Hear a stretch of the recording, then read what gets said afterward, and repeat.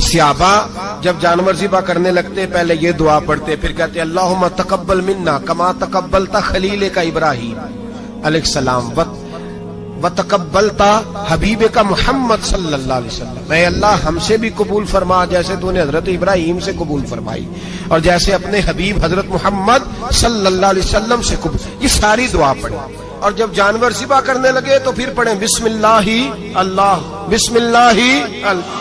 اچھا دو آدمیوں نے ہاتھ رکھا ہوا ہے، دو آدمیوں. اب اگر ایک نے بھی نہ پڑھی بسم اللہ اللہ اکبر تو جانور حلال نہیں ہوگا، دونوں کو پڑھنا پڑے گا. یہ مسئلہ یاد رکھنا. ایک اور بات بھی بتانی ہے آپ، وہ بھی آپ نے یاد رکھنی. قربانی کے بڑے جانور میں کتنے حصے ہوتے ہیں؟ 7. اب 7 حصوں میں 7 کی نیت قربانی کی ہونی چاہیے. 7 کی 6 حصے ڈال گئے، جو چلے تھوڑے سے زیادہ امیر لوگ نہیں تھے، نارمل تھے، انہوں نے 6 حصے ڈال لیے. 7واں امیر آدمی تھا، اس کو جا کے کہا یار ایک حصہ نہیں مل رہا تو چل تو نے تو 2-3 بکرے لیے ہوئے ہیں تو بھی شامل ہو جا. اس نے پہلے تو کہا نہیں یار میں نے اب لے لیے. پھر جب اصرار کیا تو کہا چلو ٹھیک ہے بڑے گوشت کا قیمہ کرا لیں گے. تو اس طرح کرو ڈال لو میرا بھی حصہ. اب 6 کی نیت قربانی کی، 7ویں کی گوشت کی، کسی کی بھی قربانی نہیں ہوگی. گئے سارے. اب اس کے لیے شرط کیا ہے کہ اس کو بھی آپ، اصل میں ہمیں مسائل نہیں آتے، نہ ہم سیکھتے ہیں نہ پتہ کرتے ہیں، پھر خرابی ہوتی ہے. اب اس سے کہیں کہ یار قربانی سے پہلے اپنی نیت کا اعادہ کر، اپنی نیت کا اعادہ کر، بتا کہ تیری نیت کیا ہے، اگر غلط ہے تو صحیح کر لے تاکہ سب کی قربانی تو بتا. یہ جو تو رکھ رہا ہے قربانی تو کس کی قربانی کر رہا ہے؟ دادا جی کے نام کی، ابا جی کے نام کی، اپنے پیر کے نام کی، استاد کے نام کی، یا رسول پاک صلی اللہ علیہ وسلم کے نام، نبی پاک کے نام کی؟ اس سے پوچھیں اور جو وہ نیت بتائے اس نیت کی دعا ہوگی، اس کی طرف سے کہا جائے گا اے اللہ اس کی طرف سے اسے قبول. میری بات کی سمجھ آ رہی ہے میرے عزیزوں کو؟ اور اس ارادے کے ساتھ قربانی، اگر ایک کی بھی نیت خراب ہو گئی تو مسئلہ بگڑ گیا. اس لیے ان مسائل کو، اور نبی پاک کے نام کی جو قربانی ہوگی سبحان اللہ، تو بھائی یہ یاد رکھ لے کیفیت کا نام دین ہے. نبی پاک صلی اللہ تعالی علیہ وسلم نے حج ایک فرمایا، قربانی حضور جس دن مدینے آئے اس وقت شروع فرمائی، اور ہر سال حضور قربانی دیتے، ہر سال 2 جانور ذبح فرمائے. یا رسول اللہ صلی اللہ تعالی علیہ وسلم 2 کا کیا مقصد فرمایا؟ ایک میری طرف سے، ایک میری غریب امت کی طرف سے. یا رسول اللہ صلی اللہ علیہ وسلم کس طرف سے فرمایا؟ ایک میری طرف سے، ایک میری امت کی طرف سے. کبھی فرمایا ایک میری طرف سے، ایک میرے اہل بیت اور میری امت کی طرف سے. 2 جانور حضور نے ذبح فرمائے. اور پھر میرے حبیب پاک صلی اللہ تعالی علیہ وسلم کے غلام مولا علی شیر خدا، ابن ماجہ کی روایت ہے، حضرت علی شیر خدا فرماتے ہیں کہ نبی پاک علیہ الصلوۃ والسلام 2 جانور ذبح کرتے تھے. خود حضرت علی کی جب باری آئی تو انہوں نے بھی 2 فرمائے. تو صحابہ نے پوچھا کہ علی 2 کیوں، 2 کس لیے؟ تو حضرت علی رضی اللہ تعالیٰ عنہ فرمانے لگے مجھے میرے حبیب نے وصیت فرمائی تھی کہ علی تو نے 2 کرنے، ایک اپنی طرف سے کیا کرنا، ایک میری طرف سے کرنا. تو میں ایک اپنی طرف سے دیتا ہوں، ایک اپنے نبی پاک کی طرف سے دیتا ہوں صلی اللہ علیہ. 2 جانور. آپ لوگوں نے سنی ہوئی ہے یہ بات کہ مہینہ کھانا نہیں پکتا تھا حضور کے گھر میں. حضرت عائشہ فرماتی ہیں 3 چاند اور 3 سورج اکٹھے کبھی نہیں دیکھے جب ساتھ روٹی بھی کھائی ہو، یعنی 3 دن مسلسل کبھی کھانا نہیں کھایا. قربانیاں کتنی دی بولیے؟ حضرت علی شیر خدا کا مکان کوئی نہیں اپنا، کوئی گھر نہیں بنایا. مولا کائنات شیر خدا، میں نے یہ بات پھر دہرا رہا ہوں، پہلے بھی میں نے عرض کی تھی، پکا کرنے کے لیے دہرا رہا ہوں. حضرت علی کا کوئی کاروبار نہیں بظاہر. بی بی صاحبہ فرماتی ہیں کہ کئی ہفتے صرف سرکہ اور کھجوریں. قربانیاں کتنی؟ اسی سارے صاحب لان ٹورے ہیں کہ ساڑھے تے لگ دیئے کہ نہیں، پکا. اور پھر جب بات ہوتی ہے دینے کی تو ماحول اور ہوتا ہے، جب لینے کی باری ہوتی ہے تو ماحول اور ہوتا ہے. قربانی واجب ہے اس شخص پر جس کے پاس 52.5 تولے چاندی یا 7.5 تولے لیکن میں 7.5 تولے والا فتویٰ نہیں دیتا، میں 52.5 تولے چاندی والا فتویٰ دیتا ہوں، اس لیے کہ 52.5 تولے چاندی تو شاید تولہ یا 1.5 تولہ سونے کے برابر ہی ہو جائے، ٹھیک ہے نا جی؟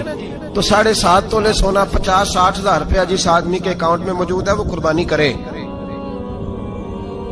بلکہ امام شافعی رحمت اللہ علیہ فرمایا کرتے تھے جس نے 3 کمروں کو تالا لگایا ہوا ہے وہ 3 کمرے فارغ ہیں، اس کے کسی کام کے نہیں، ان کی قیمت کا حساب لگائے، چھت پہ سٹور بنا دیا ہے کوئی مطلب نہیں اس کا، اور جو ویسے رکھے ہوئے ہیں کوئی معنی ہی نہیں کمرے کا، فرماتے تھے حساب لگائے قربانی کرے۔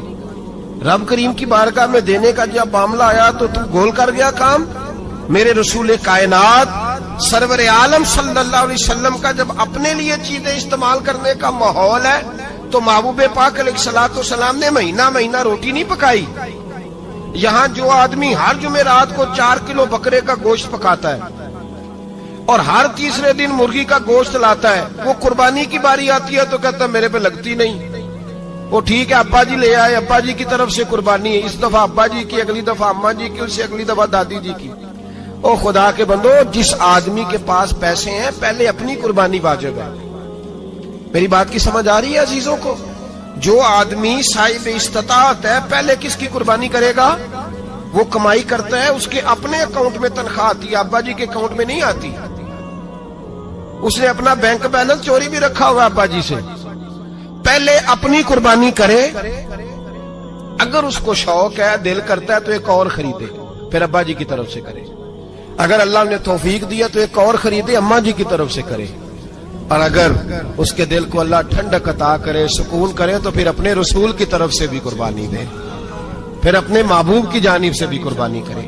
نبی پاک صلی اللہ تعالی علیہ وسلم نے ہر سال 2 قربانیاں دی، 10 سال، کل کتنی ہوگی 10 سالوں میں بولیے؟ اور جب حضور حج کرنے گئے نبی پاک نے 63 اونٹ ذبح فرمائے۔ ایک اونٹ میں کتنی قربانیاں ہوتی ہیں؟ 63 اونٹ حضور نے ذبح فرمائے۔ اور حدیث بڑی مزیدار ہے، حضرت ابو ہریرہ رضی اللہ تعالیٰ عنہ فرماتے ہیں کہ جب اونٹ ذبح کرنے کی باری آئی تو ہم سوچ رہے تھے، پریشان تھے کہ یہ تو بڑا مشکل ہے ذبح کرنا، بڑا مشکل ہے، اس کو تو نہر کرنا پڑتا ہے، گرانا پڑتا ہے، باندھنا پڑتا ہے، سب سے مشکل کام اونٹ ذبح کرنا ہے۔ تو نبی پاک صلی اللہ علیہ وسلم کی تو عادت کریمہ ہے، اپنے ہاتھ سے ذبح کرتے ہیں حضور۔ قربانی میرے رسول پاک صلی اللہ علیہ وسلم سے زیادہ نفاست والی طبیعت کسی کی نہیں۔ صحابہ کہتے ہیں اتنا حسین محبوب کا انداز تھا کہ کبھی کپڑوں پہ مکھی بھی نہیں بیٹھی، اور حضور سے ہم سلام لیتے تھے، دست مبارک چومتے تھے تو ہمارے ہاتھوں سے کستوری کی خوشبو آنے لگتی تھی، اور فرماتے ہیں نبی پاک کا ہاتھ یوں ہوتا تھا کہ برف بھی اتنی ٹھنڈی نہیں جتنا پیارا حضور کا ہاتھ ٹھنڈا ہوتا تھا۔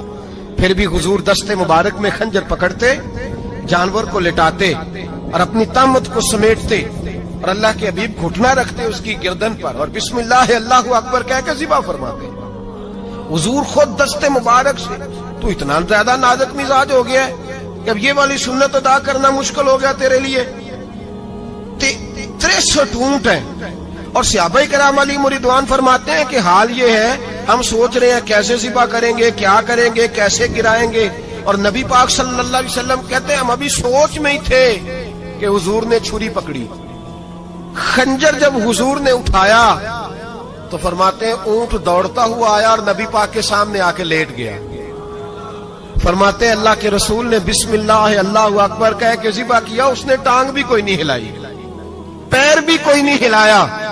وہ کسی شاعر نے بڑی عجیب بات کہی تھی، اس نے کہا پھنسی جو دام میں بلبل تو لگی یوں کہنے، کرے گا قتل کیا تو نے جب اسیر مجھے، کباب شمع کے شعلے پہ کیجیو سیاد، شکل گل نظر آئے دم اخیر مجھے۔